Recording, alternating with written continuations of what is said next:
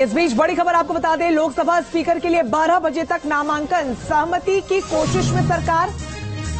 Speaker के मुद्दे पर विपक्ष से बातचीत की गई है। सूत्रों के हवाले से खबर आ रही है, ओम बिरला फिर से हो सकते हैं स्पीकर। सूत्रों ने यह भी कहा विपक्ष ने अभी तक पत्ते नहीं खोले हैं, यानी सत्ता पक्ष की ओर से, एनडीए की ओर से किसका नाम सामने आएगा, इस पर शायद अभी वेट एंड वॉच की स्थिति में है विपक्ष। अभी तक पत्ते नहीं खोले गए हैं, लेकिन खबर ये आ रही है कि आम सहमति की कोशिश की जा रही है। विपक्ष के नेताओं से बातचीत की गई है।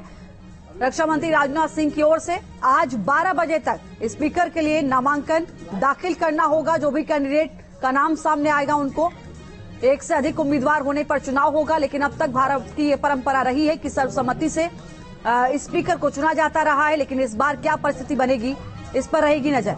हालांकि विपक्ष ने अभी तक अपने पत्ते नहीं खोले हैं। विपक्ष की तरफ से अभी तक इसको लेकर किसी बात को सामने नहीं रखा गया, लेकिन फिलहाल जो ताजा जानकारी सामने आ रही है उसमें बड़ी खबर यही कि एक बार फिर से शायद ओम बिरला ही स्पीकर हो सकते हैं। फिलहाल जो नामांकन का समय है वो आज 12 बजे तक है और स्पीकर पद का जो संग्राम है अब और भी ज्यादा दिलचस्प होता चला जा रहा है। हालांकि अच्छी बात यह कि आम सहमति बनाने के लिए बातचीत विपक्ष की गई है लोकसभा स्पीकर नामांकन के लिए, चूंकि आज आखिरी दिन है। ऐसे में अपने आप में ये बेहद महत्वपूर्ण होने वाला है।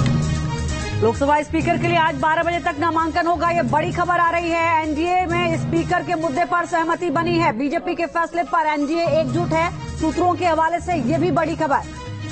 तो एनडीए पूरी तरीके से एकजुट है, ये बड़ा अपडेट सामने आ रहा है। हालांकि अभी तस्वीर साफ नहीं हुई है वो नाम कौन सा होगा, क्योंकि 12 बजे तक नामांकन करना है आज, तो तब तस्वीर जो धुंधली सी है वो साफ हो जाएगी।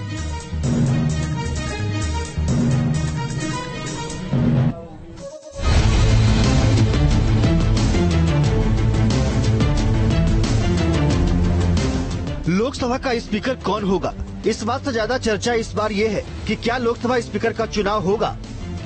लोकसभा स्पीकर का पद आमतौर पर आपसी सहमति और सर्वसम्मति से तय होता है। चुनाव की नौबत नहीं आती है, लेकिन इस बार सियासी समीकरण बदले बदले से हैं। विपक्ष बैकफुट पर नहीं, फ्रंट फुट पर खुद को दिखाने की कोशिश कर रहा है। पिछले 10 सालों में पहली बार विपक्ष इस हालत में है कि डिप्टी स्पीकर पद पर अपना दावा ठोक रहा है।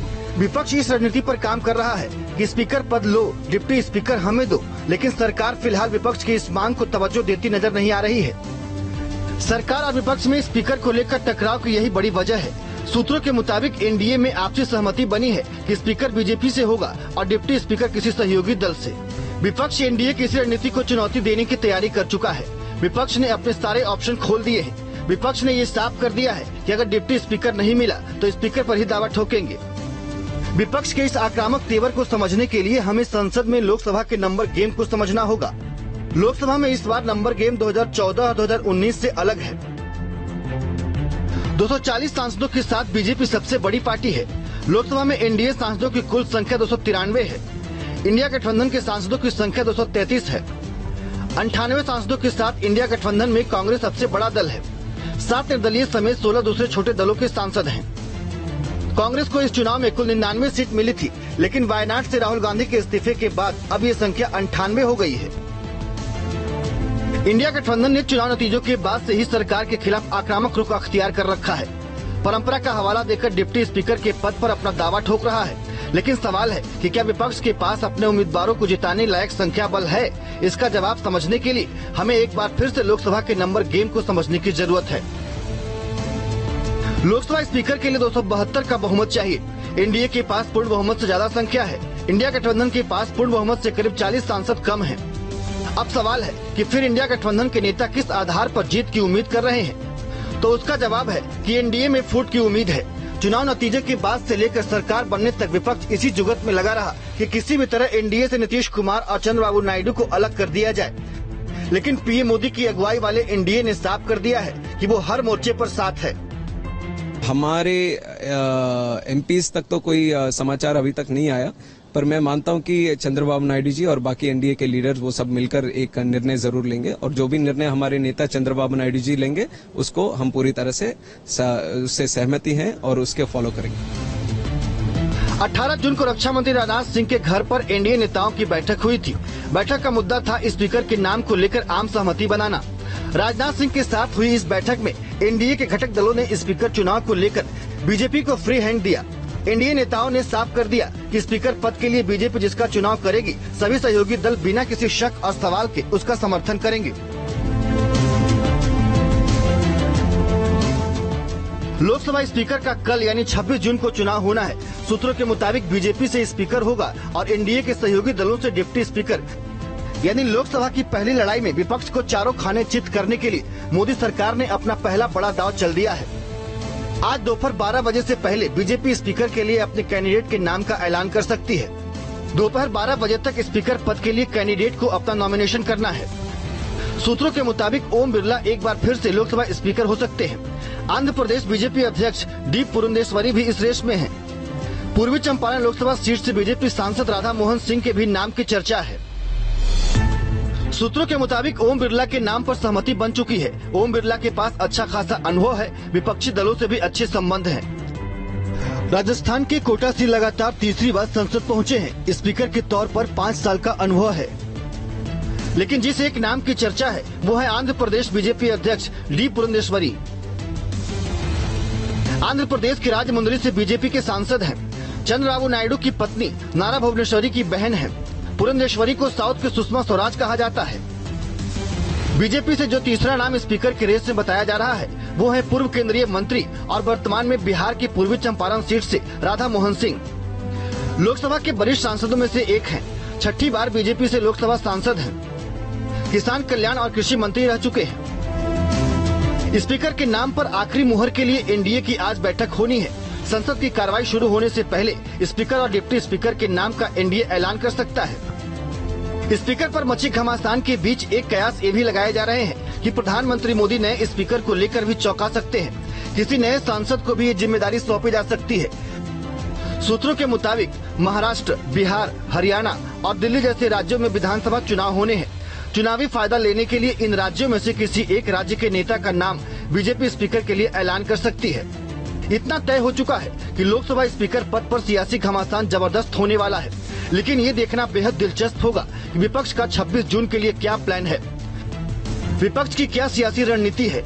एनडीए के संख्या बल के आगे सरेंडर कर देगा या फिर स्पीकर के चुनाव में अपना कैंडिडेट उतारकर पुरानी परंपरा को तोड़कर चुनाव को दिलचस्प बना देगा। Team news nation. और दिल्ली से 2 सहयोगी इस वक्त हमारे साथ लाइव जुड़े हैं। विकास चंद्रा दिल्ली से हमारे साथ हैं। मोहित राज दुबे इस वक्त हमारे साथ दिल्ली से लाइव जुड़े हैं। विकास चंद्रा जी, पहले आपके पास आते हुए समझना चाहेंगे, क्या जो भारत की परंपरा रही है आम सहमति से अब तक स्पीकर को चुना जाता रहा है, क्या वही परंपरा इस बार आगे बढ़ेगी या विपक्ष की ओर से कोई पेच फंसाया जा सकता है? क्या रणनीति सरकार की नजर आती है?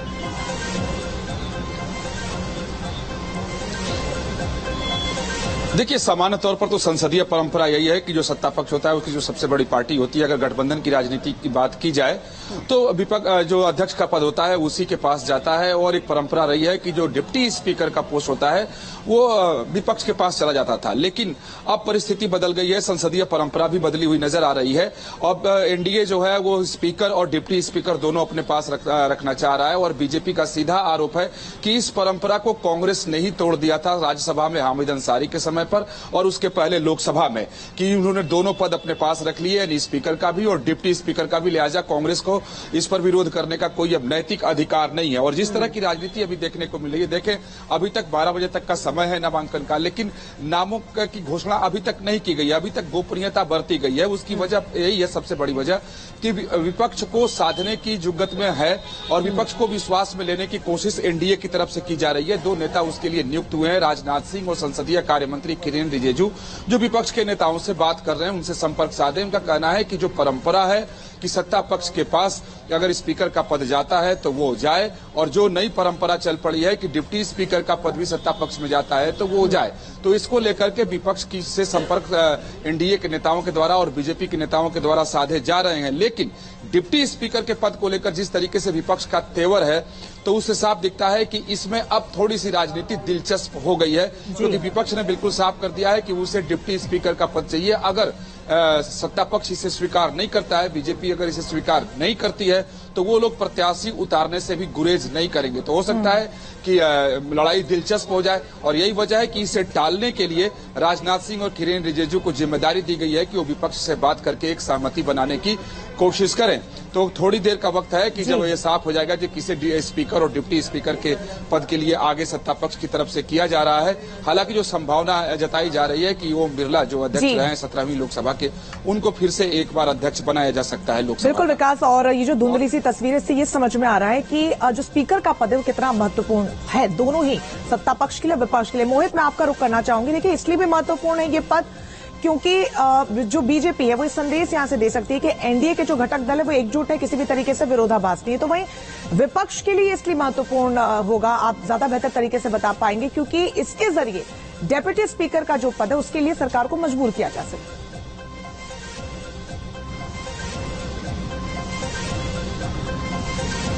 देखिए, आजादी के बाद संसदीय इतिहास में ऐसा कभी नहीं हुआ है कि स्पीकर को लेकर चुनाव संसद के भीतर हुआ हो। और जिस तरीके से जो खासतौर पर समीकरण बन रहे हैं, लगातार विपक्षी दल जो है, इंडिया गठबंधन जो है, लगातार ये कह रहा है कि आप हमको डेप्यूटी स्पीकर का पद दीजिए। अगर आप डेप्यूटी स्पीकर का पद नहीं देंगे तो स्पीकर के चुनाव में हम अपना उम्मीदवार उतार देंगे। तो इसको लेकर रणनीति मुकम्मल तौर पर इंडिया घटक दल ने बना ली है। इंडिया घटक दल की कल एक बड़ी बैठक हुई है। इंडिया घटक दल के नेताओं के साथ जो है लगातार जो बड़े नेता हैं इस पर रणनीति बना रहे हैं। और अगर सरकार उनकी बात को नहीं मानती है तो देखिए, आज 12 बजे के पहले तक प्रधानमंत्री नरेंद्र मोदी को जो है उम्मीदवार बताना होगा कि स्पीकर का उम्मीदवार कौन होगा। यानी अगर डेप्यूटी लीडर को लेकर जो है अगर सरकार विपक्ष की बात नहीं मानती है तो संसदीय इतिहास में जो नया इतिहास हम कह सकते हैं, नई इबारत लिखा जाएगा कि स्पीकर पद को लेकर विपक्षी दल भी अपने उम्मीदवार को उतारते हुए नजर आएंगे। तीसरी बात जो बहुत ज्यादा महत्वपूर्ण है कि विपक्षी दलों की थोड़ी देर के बाद एक बैठक होगी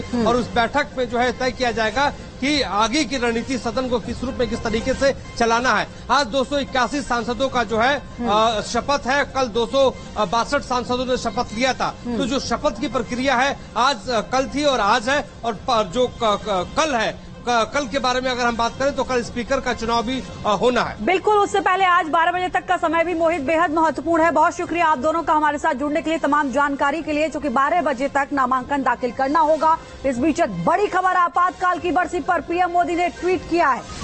पीएम ने ट्वीट कर लिखा कि आज